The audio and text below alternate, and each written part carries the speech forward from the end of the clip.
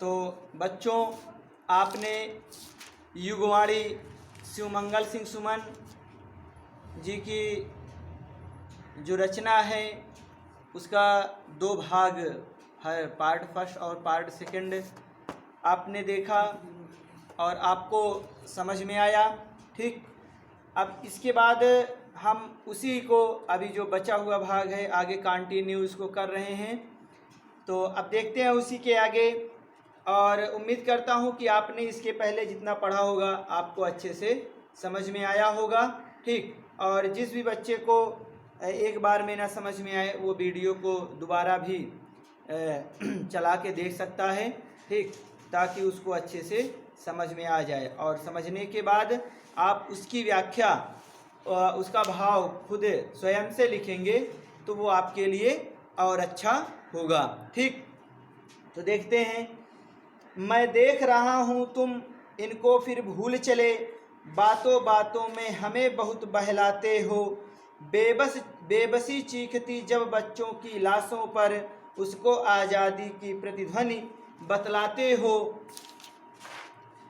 यूं खेल करोगे तुम कब तक असहायों से, कब तक अफीम आशा की हमें खिलाओगे, बर्बाद हो गई फसल कहीं ज्योति बोई, क्या बैठे अकेले ही मरघट पर गाओगे। विश्वास सर्वहारा का तुमने खोया तो, आसन्न मौत की गहन गोश गढ़ जाएगी। यदि बांधने के पहले जल सूख गया, धरती की छाती में दरार पड़ जाएगी। सदियों की कुर्बानी यदि यूं बेमोल बिकी, जमुआई लेने में खो गया सवेरा यदि, जनता पूर्णिमा मनाने की जब तक सोचे, घिर गया अमावस का अंबर में घेरा यदि। ठीक, तो ये जो चारों पद हैं, तो आपको संदर्भ तो पता ही होगा कि संदर्भ क्या है। संदर्भ में आप शुरुआत से ही लिखते चले आ रहे हैं कि प्रस्तुत पंक्तियां हमारी पाठ्य पुस्तक हिंदी काव्य संकलन के युगवाणी नामक पाठ से लिया गया है और इसके रचनाकार शिवमंगल सिंह सुमन जी हैं। ठीक, तो ये आपका क्या हो गया, संदर्भ हो गया। ठीक, और आपको एक चीज़ और पता होना चाहिए, संदर्भ में सबसे ज़्यादा ज़रूरी होता है लेखक या कवि का नाम और रचना, मतलब कौन सा पाठ है, पाठ का नाम, यही सबसे ज़्यादा ज़रूरी होता है। ठीक, अब इसके बाद हम क्या करेंगे, इसका प्रसंग देखेंगे। तो जो चारों पद हमने पढ़ा अभी, तो उन चारों पदों का आपका जो क्या बोलते हैं प्रसंग होगा, वो चारों पद का एक ही होगा। ऐसे यहाँ लिखा है ना कि यूं खेल करोगे तुम कब तक असहायों से, कब तक अभी आशा की हमें खिलाओगे, बर्बाद हो गई फसल कहीं ज्योति बोई, क्या बैठ अकेले ही मरघट पर गाओगे। तो देखिए यहाँ पर कवि क्या कर रहा है, क्या लिखेंगे कि प्रस्तुत पंक्तियों में कवि दीन दुखियों के प्रति क्या कर रहा है, शासन की उपेक्षा पर गहरी चोट कर रहा है। ठीक, मतलब कि जो गरीब निर्धन के प्रति जो शासन और प्रशासन की उपेक्षा है, मतलब जो शासन और प्रशासन गरीब निर्धन श्रमिक के प्रति उपेक्षा का भाव रखता है, तो इसके प्रति कवि क्या कर रहा है, कवि उसके बारे में गहरी चोट कर रहा है या उसी समस्या के बारे में यहाँ पर वर्णन कर रहा है। ठीक, तो प्रसंग क्या होगा कि दीन लिखेंगे ऐसे कि प्रस्तुत पंक्तियों में कवि दीन दुखियों के प्रति शासन और प्रशासन की जो उपेक्षा का भाव है उसके प्रति कवि गहरी चोट कर रहा है। ठीक, ये आपका क्या हो जाएगा, प्रसंग हो जाएगा। ठीक, अब आगे देखते हैं, अब इसकी व्याख्या देखते हैं। मैं देख रहा हूं तुम इनको फिर भूल चले। ठीक, अब कवि शासन और प्रशासन को चेतावनी देते हुए कह रहा है कि मैं देख रहा हूं कि तुम श्रमिक वर्ग की उपेक्षा कर रहे हो, मैं देख रहा हूं तुम इनको फिर भूल चले, मतलब तुम श्रमिक वर्ग की, मजदूर वर्ग की क्या कर रहे हो, उपेक्षा कर रहे हो। ठीक, और बातों बातों में हमें बहुत बहलाते हो, और कवि कह रहा है कि तुम इन्हें मतलब ये जो शासन और प्रशासन के लोग हैं इन्हें क्या करते हैं, बातों बातों में मतलब मीठी मीठी बातों में हमें बहुत बहलाते हो, मतलब हमें बहलाते हो। ठीक, तो कवि कह रहा है कि इसलिए अब इनको बहलाना छोड़ दीजिए। ठीक, देखिए, मैं देख रहा हूँ तुम इनको फिर भूल चले, बातों बातों में हमें बहुत बहलाते हो। ठीक, कवि कह रहा है कि मैं देख रहा हूँ तुम श्रमिक वर्ग की उपेक्षा कर रहे हो और इन्हें मीठी मीठी बातों में बहुत अधिक बहलाते हो, इसलिए अब इन्हें बहलाना छोड़ दीजिए। ठीक, आगे, बेबसी चीखती जब बच्चों की लाशों पर उसको आज़ादी की प्रतिध्वनि बतलाते हो। अब यहाँ पर कवि कह रहा है कि बेबसी चीखती जब बच्चों की लाशों पर, कवि कह रहा है कि निर्धन श्रमिक के जो मृत प्राय बच्चे हैं, ठीक, जो मृतक बच्चे हैं, कह रहे हैं कि बच्चों पर क्या होती है, बेबसी चीखती मतलब विवशता चीख पड़ती है, मतलब वो इतने बेबस होते हैं कि उनके बच्चे क्या होते हैं, मृत प्राय हो जाते हैं, मतलब मरे हुए के समान उनके बच्चे अपना जीवन व्यतीत करते हैं। तो वही कह रहा है कि बेबसी चीखती जब बच्चों की लाशों पर, कवि कह रहा है कि निर्धन श्रमिक के मृत प्राय बच्चों पर विवशता चीख पड़ती है और उसको आज़ादी की प्रतिध्वनि बतलाते हो। कवि कह रहा है कि और तुम इस स्वतंत्रता के प्रतिध्वनि के रूप में इसे क्या करते हो, परिभाषित करते हो। ठीक, कवि कह रहा है कि तुम इस स्वतंत्रता को प्रतिध्वनि के रूप में परिभाषित करते हो, तो कवि कह रहा है कि ऐसा करना उपयुक्त नहीं है। ठीक, चलिए अब अगले पद पर चलते हैं।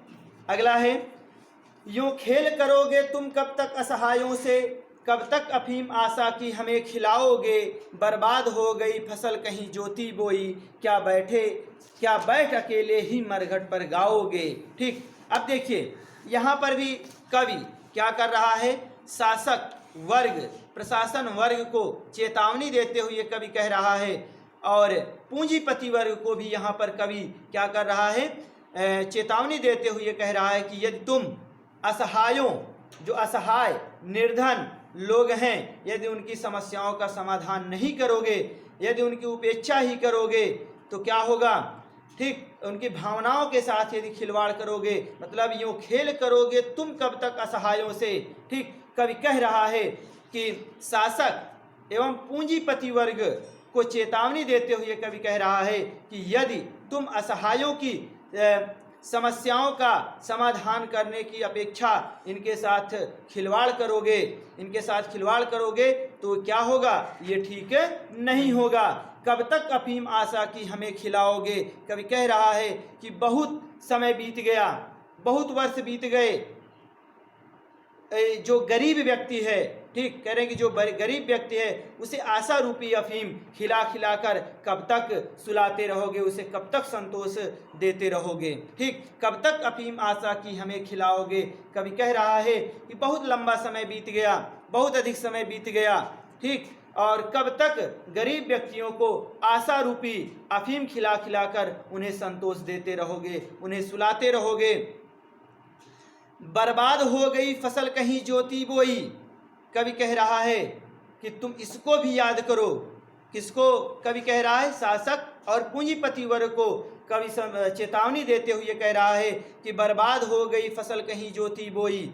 कवि कह रहा है कि इसको भी याद रखना कि कृषक वर्ग ने, मजदूर वर्ग ने जो मानवीय संवेदनाओं की फसल ज्योति बोई थी, ठीक, जो फसल ज्योति बोई गई थी वो क्या हो गई, कह रहे कि यदि वह नष्ट हो गई, बर्बाद हो गई, कह रहे कि यदि वह नष्ट हो गई तो क्या करोगे, क्या बैठ अकेले ही मरघट पर गाओगे। कवि कह रहा है कि तुम अकेले बचोगे, ठीक, तुम अकेले बचोगे तो क्या संसार में, ये संसार क्या होगा, संसार शमशान बन जाएगा। तो कह रहे हैं कि क्या तुम इस स्थिति में अकेले बैठकर गीत गाओगे, ठीक, मतलब शोक के गीत गाओगे। फिर से इसको देखते हैं, यूं खेल करोगे तुम कब तक असहायों से, कब तक अफीम आशा की हमें खिलाओगे, बर्बाद हो गई फसल कहीं ज्योति बोई, क्या बैठ अकेले ही मरघट पर गाओगे। अब देखिए यहाँ पर कवि शासक और पूंजीपति वर्ग को चेतावनी देते हुए कवि कह रहा है कि यदि तुम असहाय गरीब की मूल समस्याओं का यदि समाधान नहीं करोगे और उनकी उपेक्षा करोगे और उसके साथ साथ उनके साथ खिलवाड़ करोगे तो ये क्या होगा? कवि कह रहा है कि ये ठीक नहीं होगा। कब तक अफीम आशा की हमें खिलाओगे? कवि कह रहा है कि बहुत समय बीत गया, बहुत वर्ष बीत गए, ठीक, गरीब व्यक्ति को कब तक आशा रूपी अफीम खिला खिलाकर उन्हें चैन की नींद सुलाते रहोगे, उन्हें संतोष देते रहोगे, उन्हें सांत्वना देते रहोगे। बर्बाद हो गई फसल कहीं ज्योति बोई। कवि कह रहा है कि आप लोग इसको भी याद करें, शासक और पूंजीपति वर्ग को, प्रशासन वर्ग को कवि सचेत करते हुए, चेतावनी देते हुए कह रहा है कि इसको भी याद करो कि जो कृषकों ने, मजदूरों ने क्या किया था, मानवीय संवेदनाओं की फसल, कवि कह रहा है कि जो हमने ज्योति बोई थी, ठीक, कह रहे कि यदि वह नष्ट हो गई तो क्या बैठ अकेले ही मरघट पर गाओगे? कवि कह रहा है कि उस समय तुम क्या करोगे? उस समय तुम अकेले बचोगे और संसार शमशान बन जाएगा। तो ऐसी स्थिति में तुम क्या करोगे? ठीक, ऐसी स्थिति में तुम क्या करोगे? विश्वास सर्वहारा का तुमने खोया तो आसन्न मौत की गहन गोंस गड़ जाएगी। यदि बांध बांधने के पहले जल सूख गया, धरती की छाती में दरार पड़ जाएगी। ठीक, अब देखिए यहाँ पर भी कवि शासक पूंजीपति वर्ग को ही चेतावनी देते हुए कह रहा है कि विश्वास सर्वहारा का तुमने खोया तो, कवि कह रहा है कि यदि सर्वहारा वर्ग का विश्वास खो दिया, कवि कह रहा है कि यदि तुमने सर्वहारा वर्ग का विश्वास खो दिया तो क्या होगी? आसन्न मौत की गहन गोंस गड़ जाएगी। आसन्न मौत कह रहे हैं कि तो पास आती हुई मृत्यु, आसन्न मौत मतलब पास आती हुई मृत्यु की क्या होगी? गहन गोंस गड़ जाएगी, मतलब गहरी फांस तुम्हारे जीवन में गड़ जाएगी। ठीक,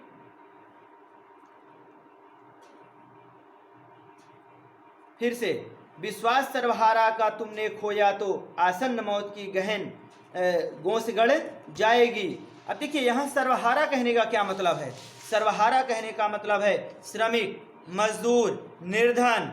ठीक, सर्वहारा कहने का मतलब यहाँ पर कवि के द्वारा यही है, सर्वहारा। ठीक, निर्धन, गरीब, श्रमिक, मजदूर, इस वर्ग की बात कवि कह रहा है कि विश्वास सर्वहारा का तुमने खोया तो। कवि कह रहा है, आप वहाँ जब व्याख्या करेंगे तो सर्वहारा के साथ साथ अगर आप ब्रैकेट में ये जो मैं बोल रहा हूँ, श्रमिक, मजदूर, निर्धन, निर्बल, अगर आप इसको भी इंडिकेट करेंगे तो वो ज़्यादा अच्छा रहेगा। ठीक, वहाँ पर आपको बार बार जब भी आप कभी आप अपनी कॉपी खोलेंगे तो आपको समझ में आएगा कि सर्वहारा का मतलब यही होता है। ठीक, तो वहाँ पर आप चाहेंगे तो उसको इंडिकेट कर लेंगे। विश्वास सर्वहारा का तुमने खोया तो, कवि कह रहा है कि यदि सर्वहारा वर्ग का विश्वास तुमने खो दिया तो आसन्न मौत की गहन गोंस गड़ जाएगी। तो कवि कह रहा है कि आसन्न मौत, कह रहे हैं कि तो पास आती हुई मृत्यु, आसन्न मौत मतलब पास आती हुई मृत्यु की क्या है?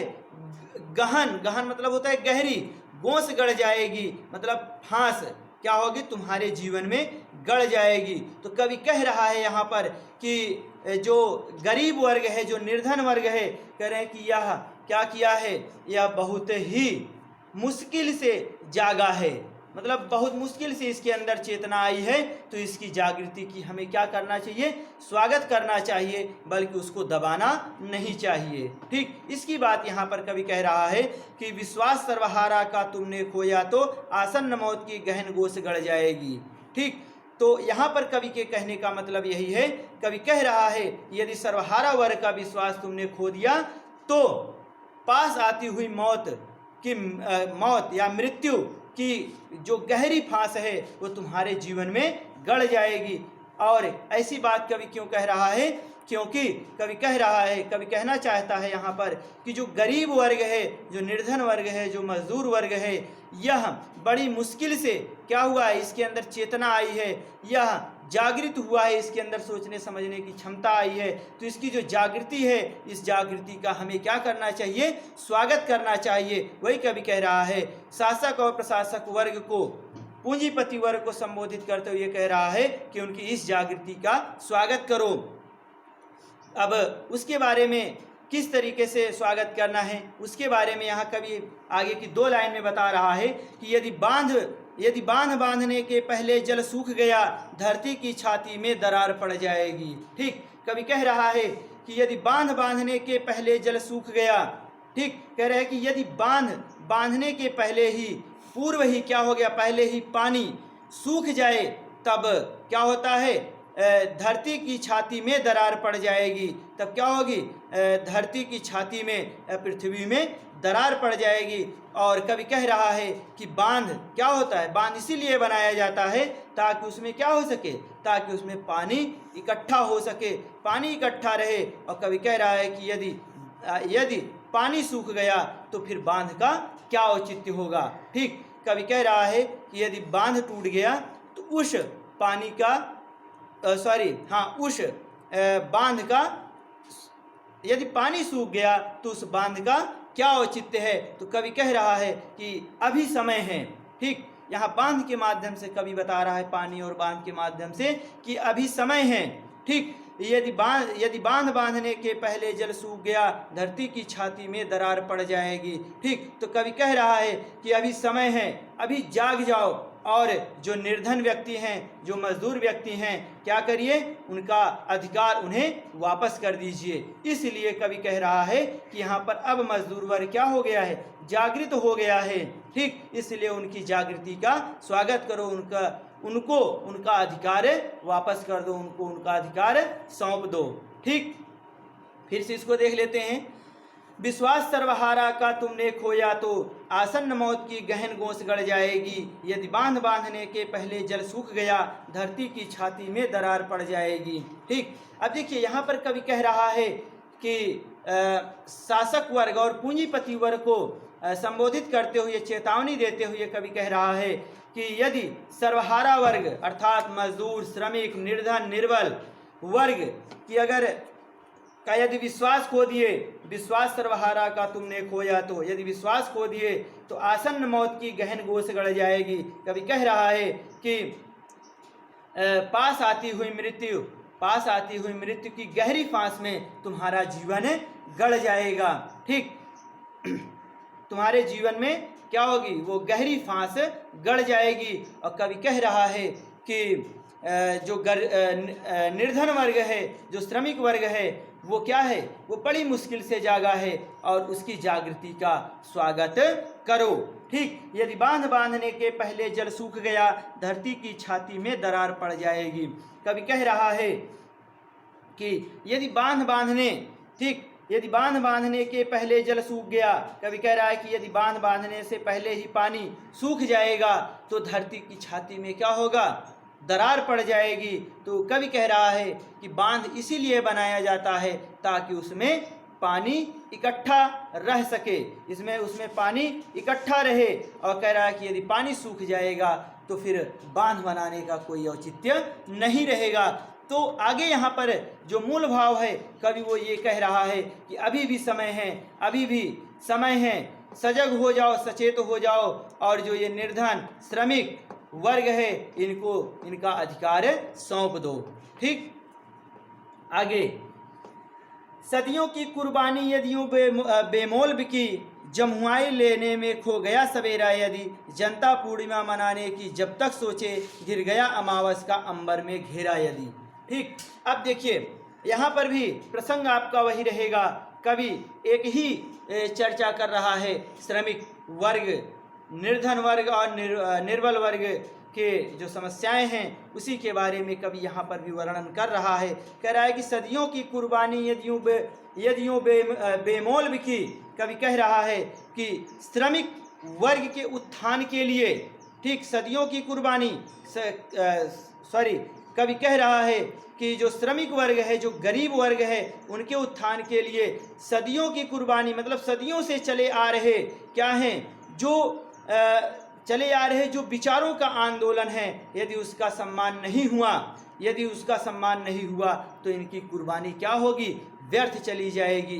ठीक, इनकी कुर्बानी क्या होगी, बेकार चली जाएगी। तो कवि कह रहा है कि यह समाज और देश के लिए और आपके लिए अच्छा नहीं होगा। ठीक, सदियों की कुर्बानी यदि यूँ बेमोल बिकी, ठीक, कवि कह रहा है कि श्रमिक वर्ग, ठीक, श्रमिक वर्ग और जो मजदूर वर्ग है उसके उत्थान के लिए, ठीक, उसके उत्थान के लिए सदियों से जो आंदोलन चले आ रहे थे, ठीक, जो उनके उत्थान के लिए सदियों से आंदोलन चले आ रहे थे, यदि उसका सम्मान नहीं हुआ, यदि उसका सम्मान नहीं हुआ तो उनकी कुर्बानी बेकार चली जाएगी और यह समाज और देश के लिए और शासक पूंजीपति वर्ग के लिए ठीक नहीं होगा। जमुआई लेने में खो गया सवेरा यदि, कवि कह रहा है कि सुबह के जागरण में, सुबह के जागने के समय को अगर जमुआई ले लेकर क्या किया, जमुआई लेने में खो गया सवेरा यदि, कह रहे कि यदि जमुआई लेने में ही खो देना है तो ये कहाँ की बुद्धिमानी होगी, या कहाँ की जो है क्या बोलते हैं विचारपूर्ण बात होगी। ठीक, जमुआई लेने में खो गया सवेरा यदि, ठीक, कवि कह रहा है कि सुबह के जागरण को यदि जमुआई लेने में ही आप खो देंगे तो ये कहाँ की बुद्धिमानी होगी। कहने का मतलब यहाँ पर यह है, कवि के कहने का भाव ये है कि आपको जो अधिकार आज दे देने चाहिए गरीब और श्रमिक वर्ग को, ठीक, अगर उसके लिए आप विचार विमर्श कर रहे हैं, उसके बारे में आप सोच रहे हैं तो ये बुद्धिमानी भरा कार्य, ये बुद्धिमानी पूर्ण कार्य नहीं होगा। वही कवि कह रहा है कि जमुआई लेने में खो गया सवेरा यदि, कवि कह रहा है कि सुबह के जागरण को जमुआई ले लेकर खो देना ये कहाँ की बुद्धिमानी होगी। ठीक, जनता पूर्णिमा मनाने की जब तक सोचे घिर गया अमावस का अंबर में घेरा यदि। ठीक, कवि कह रहा है कि पूर्णिमा का उत्सव मनाने की बात सोचते सोचते, ठीक, जनता पूर्णिमा मनाने की जब तक सोचे, कवि कह रहा है कि पूर्णिमा का उत्सव मनाने की बात सोचते सोचते क्या होगा, घिर गया अमावस का अंबर में घेरा यदि। तो कह रहे हैं कि यदि आकाश में अमावस का अंधेरा छा गया तो क्या करेगा, तो इतिहास तुम्हें माफ नहीं करेगा। ठीक, घिर गया अमावस का अंबर में घेरा। तो कवि कह रहा है कि इसीलिए उस अंधेरे को, वो जो निर्धन और गरीब वर्ग के जीवन में जो अंधेरा है उसे दूर करने का प्रयास करो। ठीक, फिर से इसको देखते हैं। सदियों की कुर्बानी यदि यों बेमोल बिकी, जमुआई लेने में खो गया सवेरा यदि, जनता पूर्णिमा मनाने की जब तक सोचे घिर गया अमावस का अंबर में घेरा यदि। ठीक, अब देखिए कवि कह रहा है कि श्रमिक वर्ग, निर्धन वर्ग, मजदूर वर्ग के उत्थान के लिए जो सदियों से आंदोलन चले आ रहे थे, यदि उसका सम्मान नहीं हुआ, यदि उसका सम्मान नहीं किया गया तो उनकी कुर्बानी बेकार चली जाएगी, उनकी कुर्बानी व्यर्थ हो जाएगी। तो यह समाज के लिए, देश के लिए और मजदूर वर्ग के लिए, किसी के लिए भी ये ठीक नहीं होगा। जमुआई लेने में खो गया सवेरा यदि, कवि कह रहा है कि सुबह के जागरण को यदि जमुआई ले लेकर ही खो देना है तो ये कहाँ की बुद्धिमानी है। अर्थात कि जो अधिकार हमें इसके पहले ही उन निर्बल, श्रमिक, निर्धन वर्ग को दे देना चाहिए था, आज तक नहीं दे पाए, तो ये कहाँ की बुद्धिमानी है। जनता पूर्णिमा मनाने की जब तक सोचे घिर गया अमावस का अंबर में घेरा यदि। कवि कह रहा है कि पूर्णिमा का उत्सव मनाने की बात सोचते सोचते यदि अमावस का अंधेरा छा गया, ठीक, यदि अमावस का अंधेरा छा गया, अमावस्या का अंधेरा छा गया तो इतिहास तुम्हें माफ नहीं करेगा। कहने का मतलब ये है कि कवि कह रहा है कि इसलिए अभी भी समय है उस गरीब, निर्धन और श्रमिक वर्ग के जीवन में जो अंधेरा है उसे दूर करने का प्रयास करो ताकि वो भी प्रकाश का उत्सव मना सकें। ठीक, तो यहाँ पर शिवमंगल सिंह सुमन जी के हमने 4 पंक्तियाँ आपको पढ़ाया, आप इसकी व्याख्या अच्छे से करेंगे। हाँ, और जो आपका काव्य सौंदर्य है, जो मैंने आपको पीछे बताया था कि खड़ी बोली आपकी भाषा हो जाएगी, और प्रसाद गुण, रूपक और अनुप्रास अलंकार, ठीक, और करुण रस, प्रसाद गुण, ठीक, तो ये आपका जो है क्या हो जाएगा, यहाँ पर आपका काव्य सौंदर्य हो जाएगा। और कल एक एक वीडियो में आपका ये class 9th UP board Hindi का सिलेबस आपका कंप्लीट हो जाएगा। उसके बाद फिर आगे से हम आपको हाई स्कूल क्लास 10th की हिंदी कंप्लीट हिंदी पढ़ाएंगे। हाँ, अभी कुछ बच्चे जो बाहर के जुड़े हैं तो उनके लिए बता दें कि अभी उनका जो क्लास 9th का चैप्टर जो छूटे हुए हैं तो उसका भी वीडियो आपको उपलब्ध हो जाएगा। वहाँ प्लेलिस्ट में आपको क्लास 9th जो यूपी बोर्ड हिंदी है उसमें प्लेलिस्ट में आपको वो बचे हुए वीडियो आपको मिल जाएंगे जो आपके बचे हुए चैप्टर हैं, तो आप उसकी चिंता ना करें, ठीक। और जो हाई स्कूल वाले बच्चे हैं वो अपना पूरा का पूरा टारगेट फिक्स करेंगे कि हिंदी के सब्जेक्ट में तो कम से कम 96% से नंबर तो कम नहीं आना चाहिए। और यदि आप हमारे साथ जुड़े रहे तो मैं इस बात की गारंटी लेता हूं कि आपको 95% नंबर यूपी बोर्ड एग्ज़ाम में आपका ज़रूर से ज़रूर आएगा।